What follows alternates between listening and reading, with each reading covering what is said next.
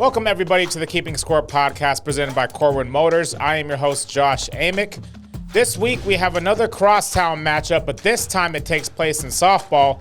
Columbia Falls frees out the competition at the Iceberg Invitational, and the AA Lakers winning streak reaches 4 games. So without further ado, let's get into this week's highlights that you might have missed. Starting off with everyone's favorite rivalry matchup, Thursday was another crosstown battle in softball between Flathead and Glacier. Kinsey Lake started the scoring in the first inning for the Bravettes, hitting a solo home run to take a 1-0 lead, but the Wolfpack immediately responded. They loaded the bases in their half of the inning, and Olivia Gibbons laced a pitch over the wall for the grand slam, retaking the lead 4-1, and the Wolfpack never looked back. Nakia Perringer added on a 2-run homer for the Pack to make it 6-1, but the star of the game and poster player of the week was Olivia Warriner, who not homered once, but twice on a day where both of her hits were home runs, and she finished the day with 4 RBIs. The Bravettes did not score after that first inning, and the final was 15-1. Flathead did pick up a 16-1 win over Bozeman on Saturday at the crossover event and lost a tough battle 12-10 to Great Falls. Flathead scored 6 runs in the 6th inning, capped by Reese Conley's 2-run home run, only to have Great Falls answer with 4 runs in its half of the 6th to take a 12-8 lead. Lacey Franklin added another 2-run homer in the 7th, but the Bravettes couldn't get any closer. In the nightcap game, Conley hit another home run, and Mackenzie Brandt hit 2 homers of her own, including a grand slam, as Flathead won easily, picking up their second win of the season. Also at the crossover event, Glacier won both of their games 4-3 against Billings West before exploding for 18 runs in their win over Gallatin. Freshman Ava Grady came in on relief for the Pack and struck out a whopping 13 batters against Billings West. Nakia provided the offense again with a double and 2 more RBIs. In their second game, the Pack scored 9 runs in the first and second innings and capitalized on Gallatin's errors to pick up their 8th win of the season to just their 2 losses. Elsewhere in softball, Addie Bowler drove in 4 runs on a pair of hits as Columbia Falls defeated Whitefish in Northwest A softball on Tuesday. Bowler drove in 2 runs on a single to center field as Columbia Falls scored 9 runs in the opening frame.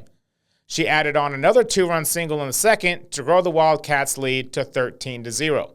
Columbia Falls picked up another win as Kylie Glysdale Davis homered and Addie Bowler tripled during their 4-run 4th inning, and the Wildcats held off Libby for a 5-1 win in Northwest A softball on Thursday. Glysdale Davis' solo home run broke a 1-1 tie, and Bowler's 2-out triple put the Cats up 4-1. Bowler then scored Columbia Falls' final run as part of a double steal with Taylor Lingle. Moving over to the boys' side of the diamond was a matchup between Big Fork and Troy at the Vikings' new Flathead Beacon Field on Thursday.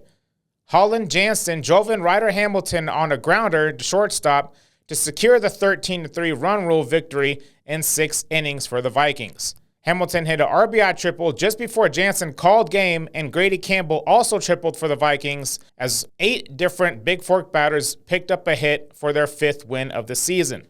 Also on Thursday, Columbia Falls lost their first game of the year 8-2 to Hamilton. The Wildcats found their only other run in the 3rd inning on a double from Nico Young that scored Trayson Murphy. On Saturday, Columbia Falls watched its early 7-3 lead dwindle over the final 2 innings before responding with 2 runs to beat the Dillon Beavers. In the bottom of the 6th, Cooper Ross reached on an error, and the next batter, Nico Young, laced a double to tie the game at 8 apiece. Reggie Sapa singled home Young on the next at-bat to retake the lead 9-8. Young recorded the final 3 outs on the hill as the Wildcats improved to 6-1 on the season. Heading to a stalemate in the bottom of the 6th inning, Whitefish's Tate Ormery hit a walk-off single, scoring Calvin Eisenbarth for a 9-8 Bulldogs win over Stevensville at the Paddleheads Baseball Showcase on Saturday. Orme finished with 2 hits, including a double, and scored once, and Eisenbarth doubled ahead of Ormery's game winner for the win. Carter Gotze went 2 for 2 with 2 RBIs, and Christian Schwarter added 2 runs as the Bulldogs' 4, 5, and 6 hitters combined to go 6 of 9, and Whitefish remains perfect on the season at 7-0.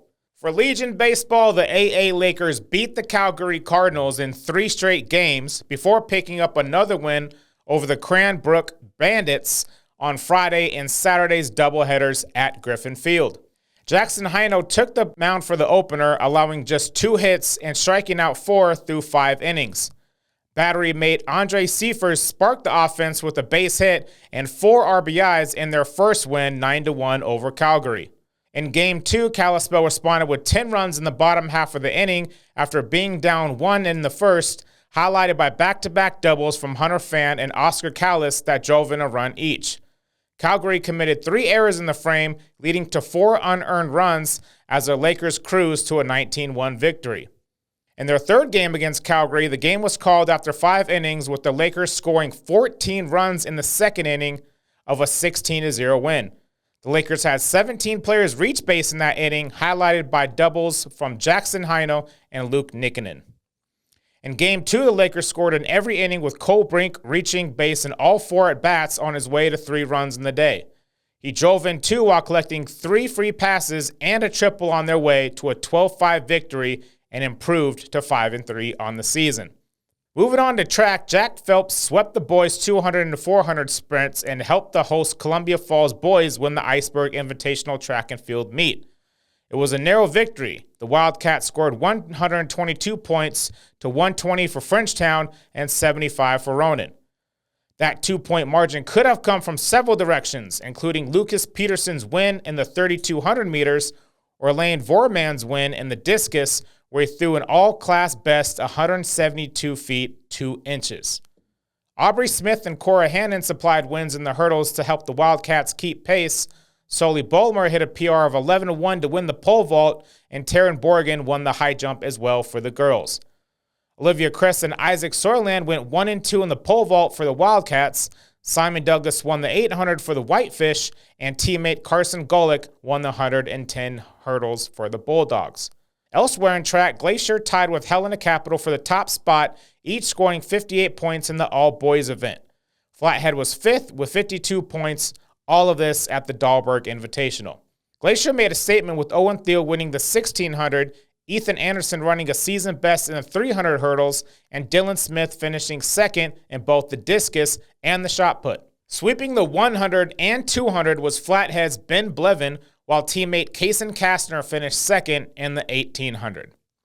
On the girls' side, Flathead's Alivia Rinehart set 2 personal records at the annual all-girls Great Falls Optimist Club Meet, which drew all 16 Class AA programs.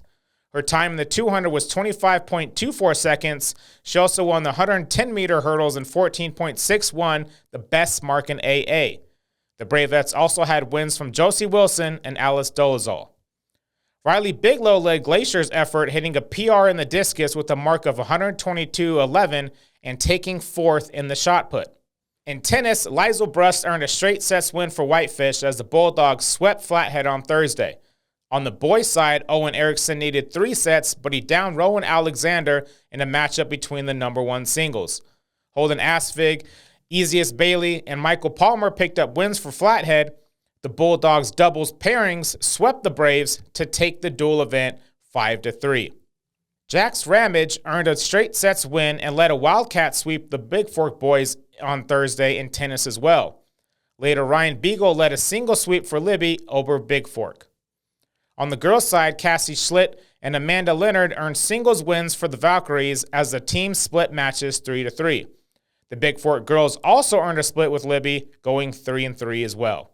Carl Bittney and Sam Engelant led the Glacier boys doubles pairings to a 4-0 sweep of Whitefish on Thursday as the Wolfpack bested the Bulldogs 6-2 overall.